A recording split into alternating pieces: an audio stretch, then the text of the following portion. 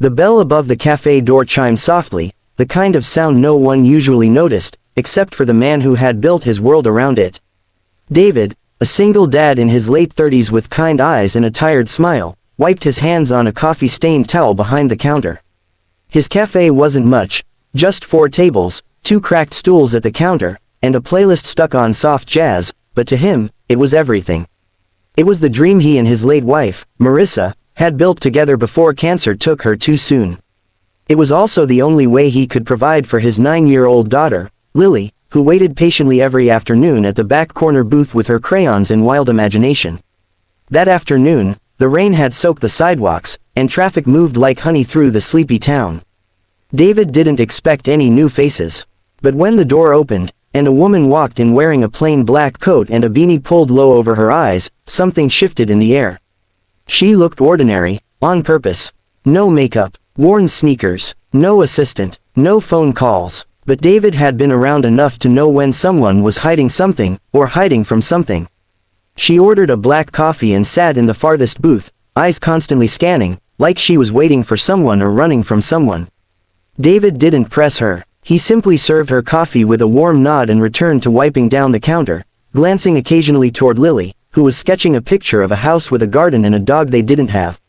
The mysterious woman came back the next day, and the next, always the same order, same table, same eyes that held back a storm. And David, with quiet kindness, offered her small comforts, an extra cookie on the side, a fresh napkin folded neatly, a polite question about her day left gently unanswered. Until one rainy Thursday, she looked up and said, "You never asked me anything." David smiled. People usually talk when they're ready. Coffee just helps until then. For a moment, the woman's hard exterior cracked.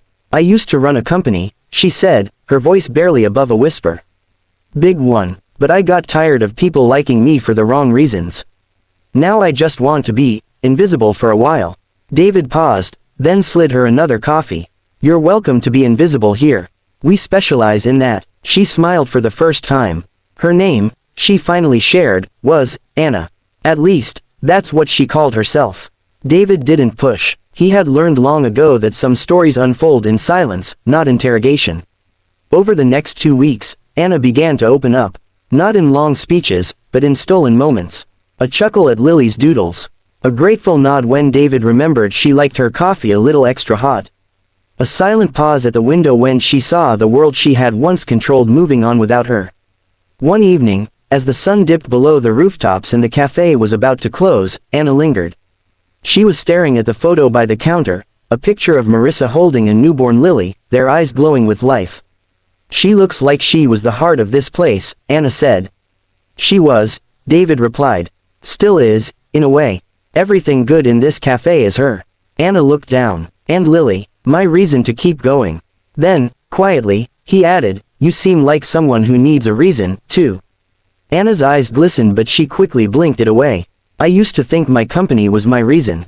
But now, I don't know." And that's when David made a decision that would change both their lives. The next morning, Anna returned like clockwork, but this time when David served her coffee, he slipped a folded note under the cup. He didn't say anything, just gave her a small smile and walked away. She hesitated before opening it. The note read, "You don't have to disappear to be loved. The right people see you even when you're hiding." Anna froze. The note felt like a mirror, one she'd been avoiding. All the walls she had built to protect herself came crashing down with that one line. Not because it was romantic, but because it was true. She looked up. David wasn't watching. He was over by Lily, helping her with homework, his hand gently resting on her shoulder like the anchor she needed. For the first time in months, maybe years, Anna felt something stir in her chest. Not fear, not guilt, hope. She left quietly that day. 2 days passed, then 3. David figured she was gone.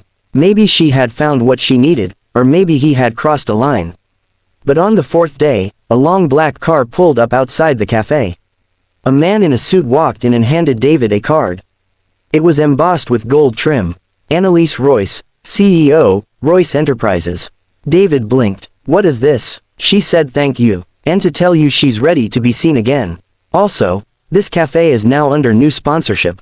Full renovations, staff, and a garden, out back, for Lily's sketches." David stood in silence, stunned. The man added, "Oh, and she'd like to meet again.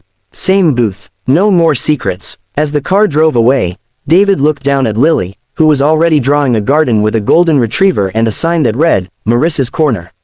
He smiled. That tiny cafe, once held together by grief and coffee grounds, had become the birthplace of something bigger. Something that didn't just serve coffee, but served connection, second chances, and the courage to be seen. And so, to every viewer watching this story unfold, remember this.